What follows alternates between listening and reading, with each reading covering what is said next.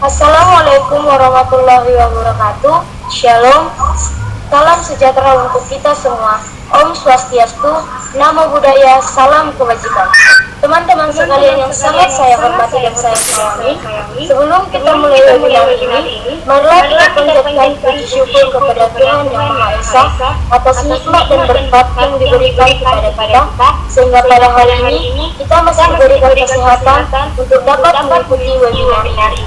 Saya Monika Dian Saripasaribu mengucapkan selamat datang dan terima kasih kepada peserta karena telah meluangkan waktunya untuk mengikuti kegiatan ini. Webinar kita hari ini mengangkat tentang perkembangan sosial individu. Kemudian, tata kegiatan kita yaitu doa pembuka, penyampaian materi oleh Saudara Maria Tribuna Sinaga, kemudian masuk ke sesi tanya jawab melalui doa penutup. Baiklah, sebelum kita memulai, marilah kita berdoa menurut agama dan kepercayaan kita masing-masing. Berdoa dimulai.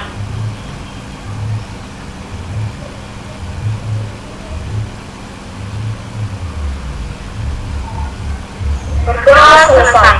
Untuk mempersingkat waktu, penyampaian materi yang akan disampaikan oleh Saudari Maria Tribuna Sinaga. Kepada Saudari Maria Tribuna Sinaga, kami persilakan.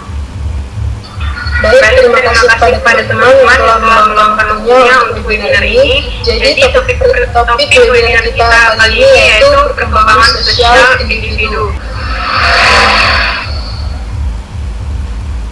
Nah, berhubung topik kita perkembangan sosial individu, berarti kita harus tahu dulu apa yang dimaksud dengan perkembangan sosial individu. Kita bahas satu-satu kan, yaitu perkembangan sosial dan individu. Sebelum masuk ke pengertiannya, apakah teman-teman tahu perbedaan antara perkembangan dan pertumbuhan? Pada Saudara Esther? Baik, saya menjawab, yaitu pertumbuhan digunakan untuk menjelaskan perubahan pada hal-hal yang fisik atau bisa dilihat, contohnya seperti tinggi badan, berat badan, jumlah gigi, dan panjang rambut. Sedangkan perkembangan digunakan untuk menjelaskan perubahan pada hal-hal yang tidak terlihat. Terima kasih pada Saudari Esther yang telah menjawab pertanyaan saya. Selanjutnya akan kita bahas yaitu perkembangan merupakan suatu proses perubahan ke arah yang lebih maju dan lebih dewasa. Sebagian ahli menganggap perkembangan sebagai proses yang berbeda dari tumbuhan. Perkembangan merupakan suatu proses perubahan kualitatif yang mengacu pada fungsi organ-organ fisik.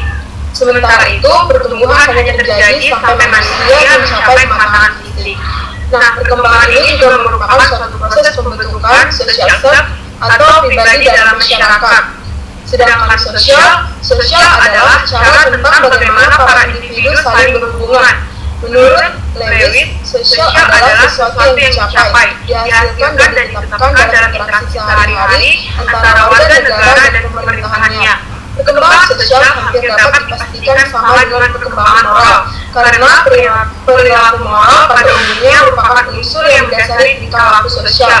Artinya, seorang mahasiswa akan dapat berperilaku sosial secara tepat jika ia mengetahui nama perilaku moral yang sesuai dengan situasi tersebut. Selanjutnya, individu. Kita sebagai manusia kan disebut juga individu. Nah, manusia adalah makhluk sosial di mana manusia tidak dapat hidup tanpa adanya orang lain. Hal ini mengidentifikasikan bahwa dalam diri setiap individu terdapat keinginan sekaligus kebutuhan untuk menjalankan kehidupan bersama individu yang lain dan menciptakan suatu hubungan sosial. Pengertian individu adalah bagian terkecil dari kelompok masyarakat yang tidak dapat disahkan lagi menjadi bagian yang lebih kecil. Kata individu berasal dari bahasa Yunani yaitu individu yang artinya tidak terbagi, di mana dalam ilmu sosiologi individu diartikan sebagai sebuah organisasi atau seseorang yang bebas atau tidak terikat dalam organisasi yang lain, baik dalam hal tindakan, pikiran, maupun tingkah laku. Nah, selanjutnya yaitu ciri-ciri perkembangan sosial individu.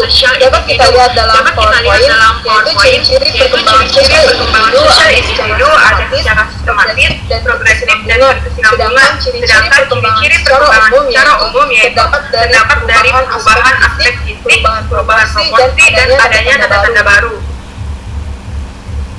Ciri-ciri perkembangan secara sistematis yaitu dalam perkembangan itu bersifat saling ketergantungan atau saling mempengaruhi antara bagian-bagian organisme atau fisik dan psikis yang merupakan suatu kesatuan yang harmonis. Sedangkan ciri-ciri perkembangan secara progresif yaitu perubahan yang terjadi bersifat maju, meningkat dan mendalam baik secara kuantitatif atau fisik maupun kualitatif atau psikis. Yang ketiga ada ciri-ciri perkembangan berkesinambungan yaitu perubahan pada bagian atau fungsi organisme yang berlangsung secara beraturan. Kemudian ada ciri-ciri perkembangan secara umum yaitu dapat kita lihat yang pertama terjadi dalam aspek fisik. Perubahan yang terjadi dalam aspek fisik ini merupakan perubahan berat badan organ-organ tubuh, dan aspek psikis yaitu seperti namanya kemampuan berpikir, mengingat dan berkreasi. Yang kedua, ciri-ciri perkembangan secara umum ada terjadi pada perubahan dalam proporsi, yaitu aspek fisik atau proporsi tubuh anak berubah sesuai dengan fase perkembangannya, dan aspek psikis yaitu perubahan imajinasi dan fantasi ke realitas. Yang ketiga ada ciri-ciri perkembangan yang diperolehnya tanda-tanda yang baru, tanda-tanda fisik atau pergantian gigi dan karakter pada usia remaja, dan tanda-tanda psikis yaitu berkembangnya rasa ingin tahu tentang pengetahuan moral, interaksi dan dengan lawan jenis. Selanjutnya yaitu faktor-faktor yang mempengaruhi perkembangan individu. Dapat kita lihat dalam PowerPoint tersebut ada tiga faktor yang mempengaruhi perkembangan sosial individu, dari lingkungan keluarga, dan lingkungan masyarakat.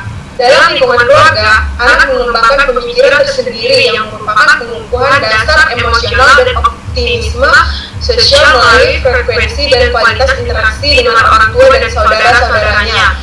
Proses sosialisasi ini terus mempengaruhi perkembangan sosial dan gaya hidupnya di hari-hari mendatang.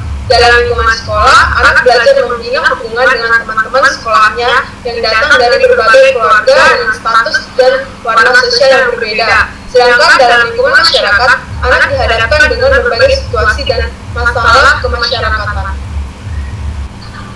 Nah, kita bahas satu-satu. Yang pertama dalam lingkungan keluarga.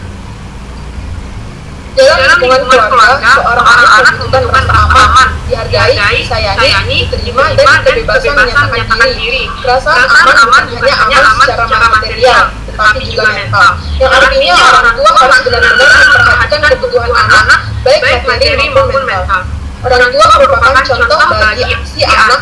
Perilaku seorang anak sangatlah terpengaruh bagaimana orang tua mendidiknya.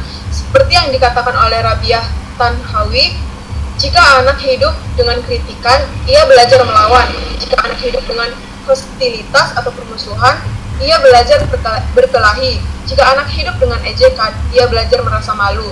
Jika anak hidup dengan permalukan, ia belajar merasa bersalah. Jika anak hidup dengan toleransi, ia belajar bersabar. Jika anak hidup dengan dorongan, ia belajar percaya diri. Jika anak hidup dengan pujian, ia belajar menghargai. Jika anak hidup dengan kejujuran, ia belajar adil. Jika anak hidup dengan rasa aman, ia belajar mempercayai. Jika anak hidup dengan persetujuan, ia belajar menyukai diri sendiri. Dan jika anak hidup dengan penerimaan dan persahabatan, ia belajar menemukan kasih sayang di dunia. Yang kedua ada lingkungan sekolah. Sekolah merupakan lingkungan yang lebih luas daripada suatu keluarga yang merupakan suatu yang menjadi tantangan bahkan menimbulkan kecemasan bagi seorang anak. Sekolah merupakan salah satu lingkungan tempat remaja hidup dalam kesehariannya. Jadi, sekolah juga memiliki potensi memudahkan atau menghambat perkembangan hubungan sosial remaja. Iklim sekolah yang kurang positif tentu akan menghambat perkembangan hubungan sosial remaja. Ada beberapa tahapan dari proses penyesuaian diri yang harus dilakukan oleh seorang anak di lingkungan sekolah, yaitu anak dituntut untuk tidak merugikan orang lain, serta menghargai dan menghormati hak orang lain, menaati peraturan dan menyesuaikan diri dengan norma yang berlaku, melakukan interaksi berdasarkan asas saling memberi dan menerima, serta seorang anak harus berusaha untuk memahami orang lain. Nah, yang ketiga yaitu ada pada lingkungan masyarakat. Masyarakat memiliki sifat tidak konsisten terhadap bersikap. dalam remaja khususnya. Di satu sisi, para remaja dianggap sudah beranjak dewasa, tetapi kenyataannya di sisi lain mereka tidak diberikan kesempatan atau peran penuh sebagaimana orang yang sudah dewasa. Situasi seperti ini membuat para remaja jengkel dan merasa kecewa. Dalam hal ini menyebabkan terhambatnya perkembangan sosial remaja. Remaja merupakan seseorang yang sedang mencari jati diri, maka dari itu faktor keteladanan dan kekonsistenan sistem nilai dan norma dalam masyarakat menjadi suatu yang sangat penting dalam perkembangan sosial remaja. Sekian pemaparan materi dari saya kembalikan kepada moderator. Baiklah, terima kasih kepada Saudari Maria Putri Gunasinaga yang telah memaparkan materi. Teman-teman sekalian, apakah teman-teman memiliki pertanyaan yang ingin ditanyakan? Jika ada yang ingin bertanya, kami persilahkan. Kepada Saudari Karina Sinaga, dipersilakan untuk memberikan pertanyaanmu. Baiklah, pertanyaan saya yaitu, mengapa guru perlu membantu perkembangan sosial pada anak? Terima kasih kepada Saudari Karina Sinaga. Baik, saya akan menjawab pertanyaan dari Saudari Karina, yaitu mengapa guru perlu membantu perkembangan sosial pada anak? Karena perkembangan sosial pada anak tidak hanya terjadi di rumah atau di lingkungan keluarga saja, melainkan di sekolah juga. Seperti yang kita ketahui, ketika di sekolah anak melakukan interaksi baik dengan teman sebaya maupun tidak sebaya. Maka dari itu, guru sangat berperan penting dalam perkembangan sosial pada anak di sekolah. Sekian jawaban dari saya. Terima kasih. Apakah teman-teman sekalian masih ada yang ingin bertanya? Kepada Saudara Dimas Suryatama, kami persilakan untuk memberikan pertanyaan. Terima kasih atas kesempatannya. Jadi pertanyaan saya adalah, jika perkembangan sosial pada anak menyimpang, apa yang harus kita lakukan sebagai calon pendidik untuk mengatasinya? Jelas, terima kasih kepada Saudara Dimas Suryatama. Akan dijawab oleh Saudari Maria Putri. Baik, terima kasih kepada Saudara Dimas atas pertanyaannya. Tadi pertanyaannya kan, jika perkembangan sosial pada anak menyimpang, apa yang harus kita lakukan sebagai calon pendidik untuk mengatasinya? Kita sebagai calon pendidik, kita harus terlebih dahulu melakukan pendekatan kepada anak tersebut. Kemudian kita melakukan sharing-sharing kepada anak, bercerita tentang positif, sikap yang mau berdialog dengan orang tua, pendidik di sekolah dan masyarakat. Kita harus tahu bagaimana caranya dan memberitahu kepada anak tersebut. Kemudian kita berteman baik dan bersahabat dengan baik kepada anak tersebut, serta menjadi penasehat yang baik kepada anak tersebut. Apakah jawaban saya dapat diterima? Terima kasih atas jawabannya. Baik, terima kasih kepada teman-teman yang sudah bertanya. Sekarang kita masuk ke sesi pembacaan kesimpulan dari hasil dari webinar kita pada hari ini. Kepada Saudari Maria Putri Gunasinaga, kami persilakan untuk membacakan hasil dari webinar kita pada hari ini. Jadi kesimpulan dari materi yang tadi yaitu perkembangan sosial individu ditandai dengan pencapaian kematangan dalam interaksi sosialnya, bagaimana ia mampu bergaul, beradaptasi dengan lingkungannya, dan menyesuaikan diri terhadap norma-norma kelompok. Perkembangan sosial merupakan proses belajar untuk menyesuaikan diri terhadap norma-norma kelompok, moral, dan tradisi, melebur jadi satu kesatuan yang saling berkomunikasi dan bekerja sama menurut IJAS tahun 2020.